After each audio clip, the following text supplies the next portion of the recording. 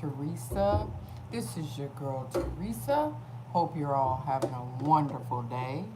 Um, Tonight's podcast is about the life of being on a clinical trial.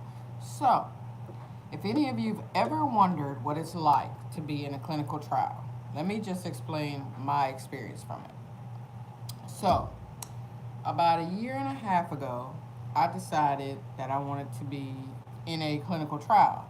And I did it for a couple of reasons. One is because I really wanted the money. And two is because I thought, why not? Because people are getting the vaccine and not paying for it. And it's sort of like they're being put in a trial because it couldn't have been tested. They gave it out too fast. So I thought, why not do it and get paid for it? So I signed up to do it. When I started out, I had to go, and of course, they drew blood. They had me sign a whole bunch of papers. Um, they took my blood pressure, checked my lungs. They did everything to make sure that I was healthy.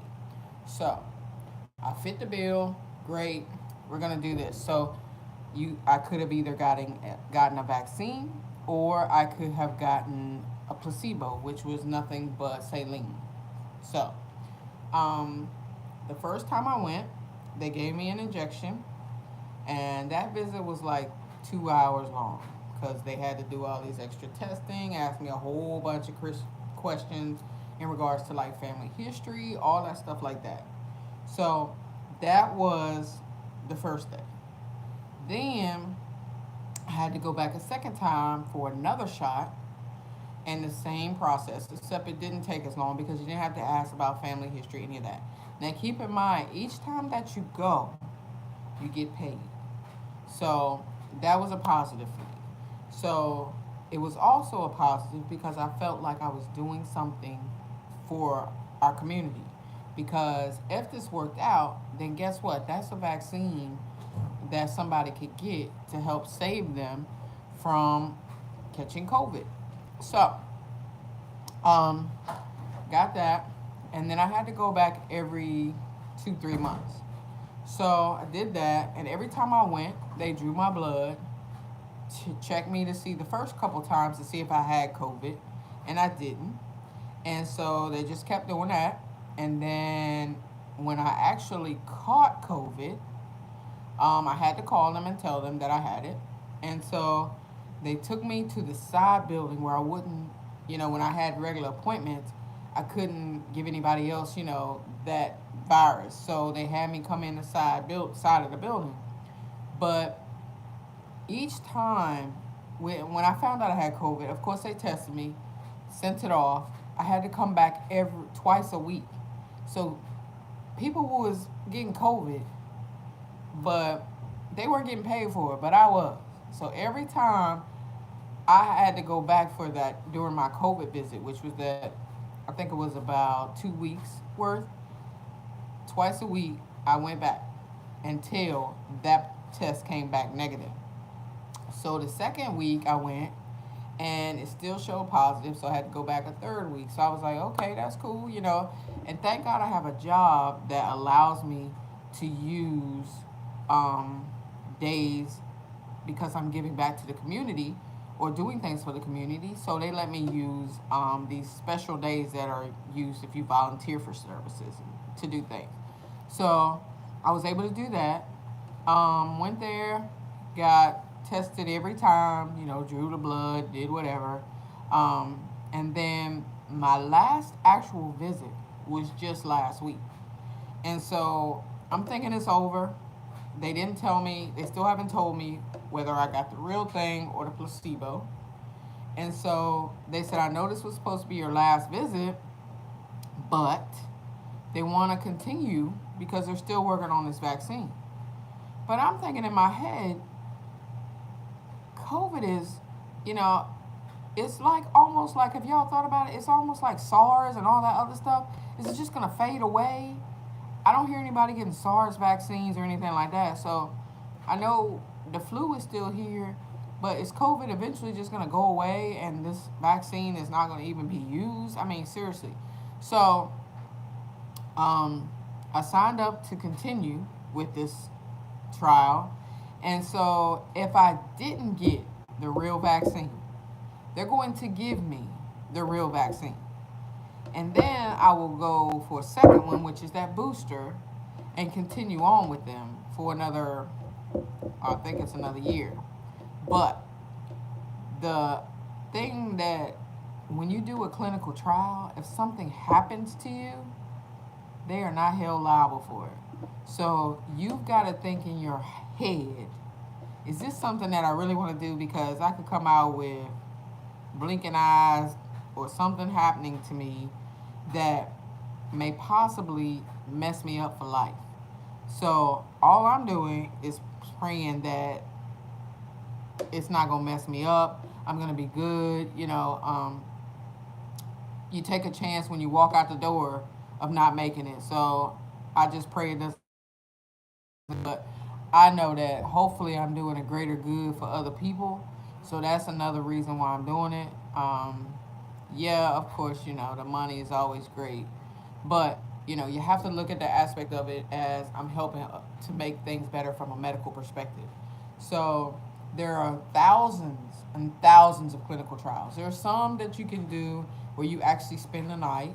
I saw some that are actually done, I think it's in Daytona or Tampa, one of the two, but they're looking for healthy, non-childbearing people between 18 and I think it was 18 and 50, I don't remember, but they'll pay you $10,000 to spend the night, 3 nights inpatient, and then the other times are just outpatient. But I'm not sure what all it entails.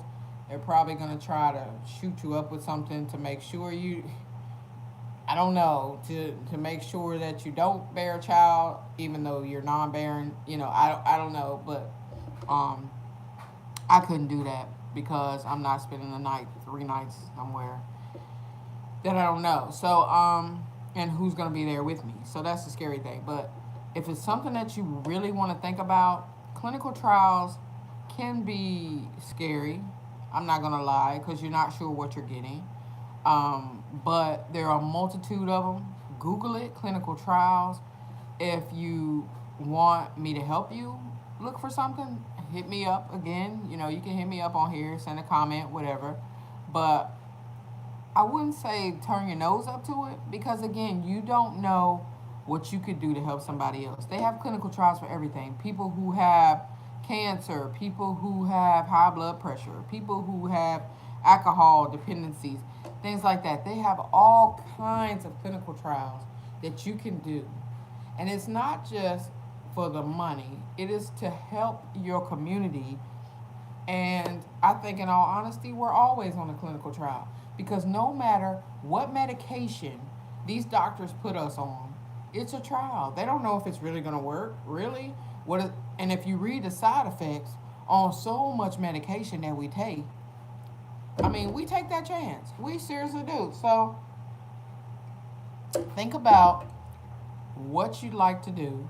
If it's something you just think I could never do that, I get it. I understand that. But if it's something that you can do that may actually help your children in the future or anything like that, I would really love to do one on dementia or children of dementia patients, because if there's a way to stop people from getting dementia, that would be awesome, because watching my mother go through it is heartbreaking because this woman can't remember things, and it's sad. It's really sad, and I pray every day that that doesn't happen to me. So if there's a possibility that there's something out there that I can do to help with people not getting dementia, I'm going to do it. So that's a clinical trial that I'm really looking for. You know, I'm just privileged enough to where I'm healthy and I don't have medical conditions that cause, diabetes, all that stuff like that.